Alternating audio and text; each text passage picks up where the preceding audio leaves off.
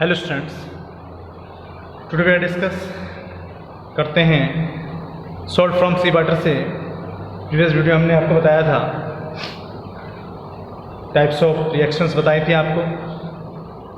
अब हम आपको बताएंगे किस प्रकार से जो सैलिनिटी ऑफ सी वाटर है, यानी कि ऑल वाटर, आप देखते हैं all water even rain water है, contains dissolve chemicals with scientist call salt. यानी कि आप सी वाटर अगर देखें तो क्या कहलाते हैं, यानी सॉल्टी कहलाता है सी वाटर। ये सैलिनिटी कैसे होता है, किस प्रकार से इसके अंदर डिसॉल्व हो जाते हैं केमिकल्स।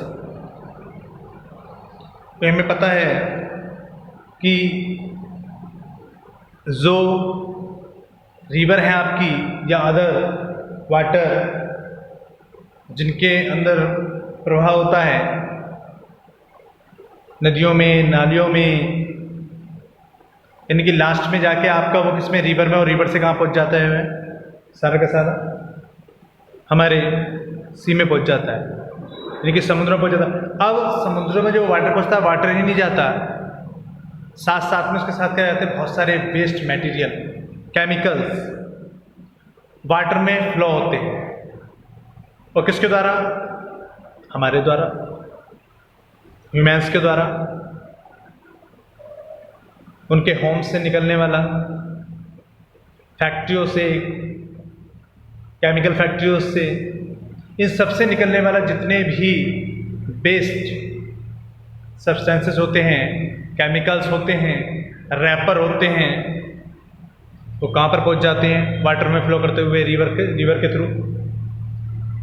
क्योंकि पहले तो आपके नालियों में, उसके बाद रिवर में, छोटी छोटी जो स्मॉल रिवर होती है, फिर बिग रिवर, गंगा, यमुना, इनसे होते हुए ये सारे के सारे सी में पहुँच जाते हैं। तो अब इसमें क्या, केमिकल्स, बहुत सारे केमिकल्स ऐड हो चुके हैं इस वाटर में। और जब केमिकल्स वाटर में ऐड हो जाती हैं तो कैसा हो जाएगा, वो इनप्योर वाटर हो जाएगा, और उसमें वह वाटर कैसा हो जाएगा, सॉल्ट, सैलिनिटी वाटर हो जाएगा। तो हम देखते हैं कि सी का अगर वाटर अगर टेस्ट करें तो कैसा होता है, सॉल्टी होता है।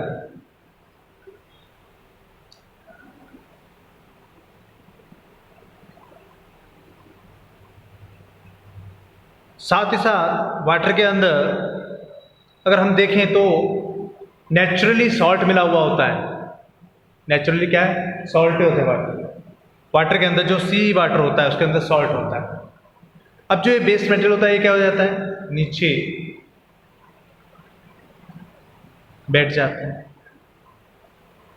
अब जो वाटर के अंदर मिक्स है सॉल्ट, तो आपको पता है कि सॉल्ट तो मिक्स हो जाता है वाटर के अंदर, तो जो नेचुरल उसके अंदर मिक्स है सॉल्ट, उसको वाटर से अलग कर लेते हैं। जैसे गुजरात वगैरह में एक जगह है दांडी, वहां पर महात्मा गांधी भी अपने एक आंदोलन के लिए गए थे,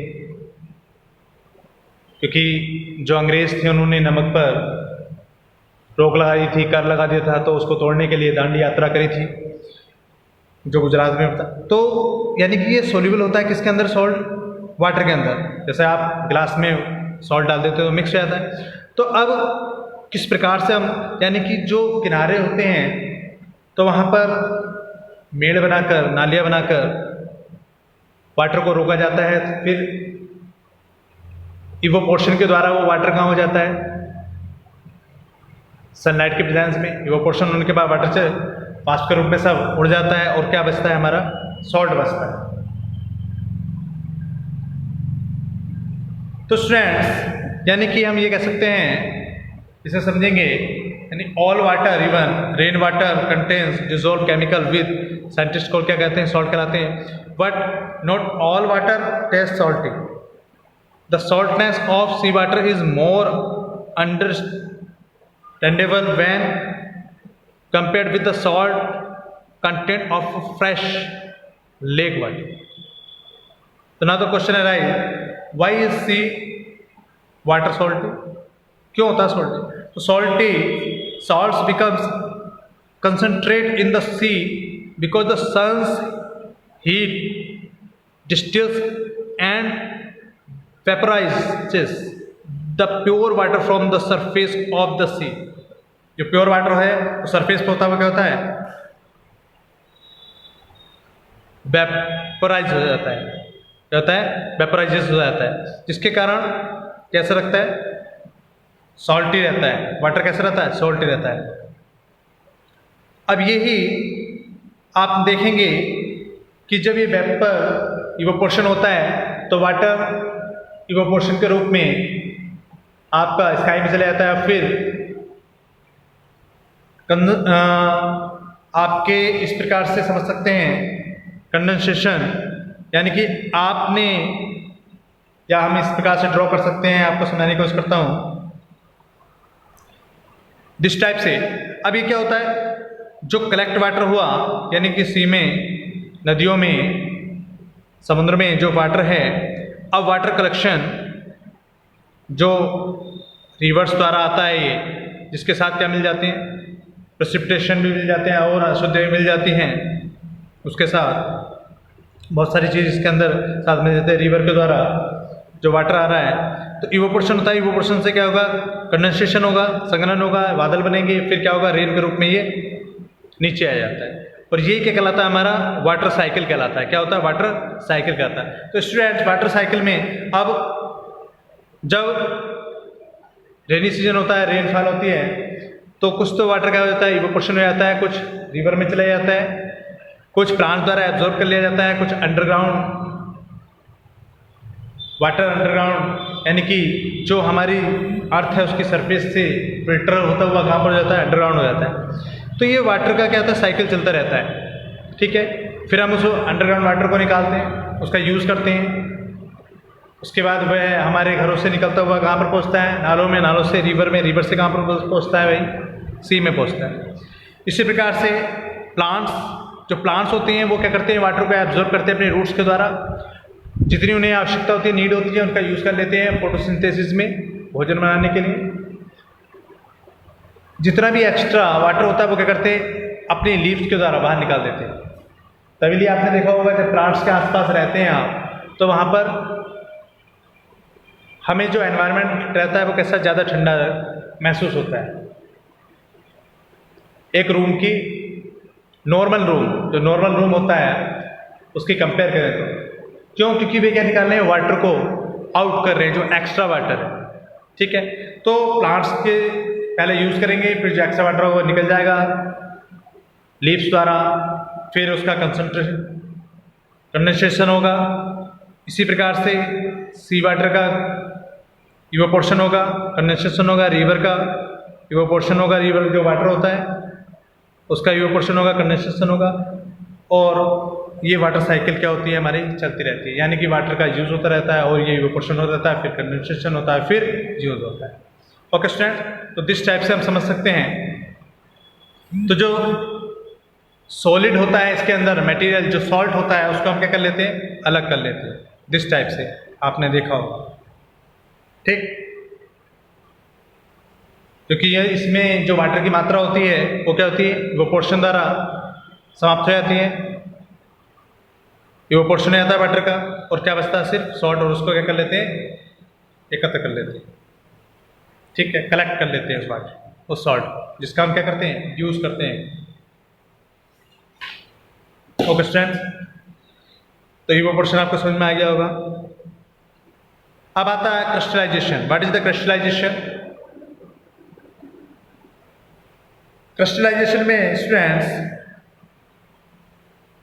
हम किसी सॉलिड को प्योर करने के लिए, किसी सॉलिड को जब प्योर करते हैं, जो उसमें अशुद्धियाँ होती हैं उनको दूर करते हैं, और यही मेथड, ये टेक्निक हमारी क्या कहते हैं? क्रिस्टलाइजेशन कहलाती है। तो crystallisation is a technique that is used to purify solid, purify कराया था सॉलिड को। ठीक है, सॉलिबिलिटी के सिद्धांत के आधार पर। अब क्या करेंगे? उसके अंदर क्या डाल देंगे?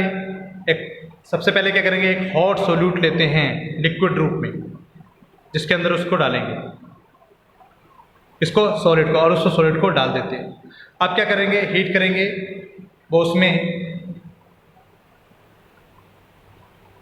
मिक्स हो जाएगा और लिक्विड बन जाएगा सारा का सारा, और जितना ये आपका सोल्यूट था हॉट सोल्यूट वो इवेपोरेशन द्वारा समाप्त हो जाएगा।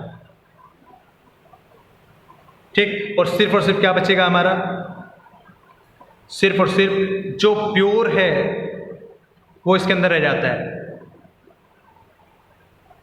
ठीक, और यही सॉल्यूशन हमारा क्या कहता है, सैचुरेटेड सॉल्यूशन कहलाता है। ये प्यूरिफाई सॉलिड होता है, यानी कि हम उसे हीट करने के बाद इसे प्राप्त करते हैं। ओके स्टूडेंट, तो ये हमारा चैप्टर था। नेक्स्ट वीडियो में हम चैप्टर को कंटिन्यू करेंगे। आपका ये चैप्टर हमने रीडिंग करवाया, क्रिस्टलाइजेशन प्रोसेस हमने बताई, इवेपोरेशन बताया। अब हम करवाते हैं इसके एक्सरसाइज। फर्स्ट हमारा correct answer, tick the correct answer. ये आप इजी हैं, आप कर सकते हैं। जैसे कि how many elements have been discovered so far, हमने आपको बताया था, आपकी बुक्स में है कितना, 115। ठीक, the smallest particles of an element is called, जो स्मॉलेस्ट पार्टिकल होता है क्या कहता है हमारा, atom. Metals are good conductor of heat and electricity. Metal are solid at room temperature. ऐसा जो एक्सेप्शन केस होता है वो कौन होता है, मरकरी। ये सॉलिड रूप में नहीं होता, रूम टेम्परेचर। कैसे रूप में होता है, लिक्विड रूप में होता है। नेक्स्ट वीडियो में हम कंटिन्यू करेंगे अपनी आपकी एक्सरसाइज को। Thank you.